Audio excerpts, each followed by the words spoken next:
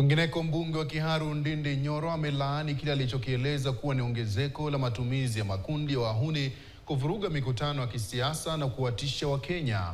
Akizungumza katika uwanja wa Ihura mjini Murang'a wakati wa utoaji ufadhili wa masomo kwa wanafunzi kutoka eneo bunge la Kiharu, Nyoro amesema kuwa haikubaliki kwa magenge wahalifu kuvamia mikusanyiko ya umma ikiwemo maeneo ya ibada, huku pia vyombo vya usalama vikishindwa kuchukua hatua madhubuti.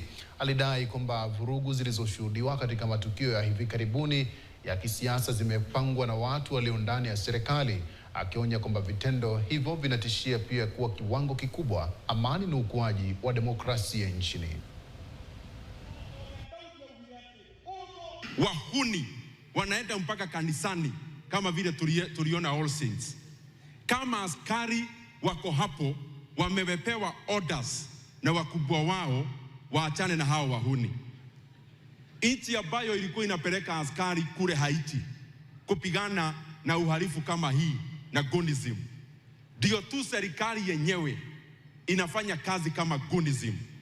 It is a very big shame. Wakenya ni vizuri tukemee hiyo maneno, because we will not allow a few people to take our country into that slippery path.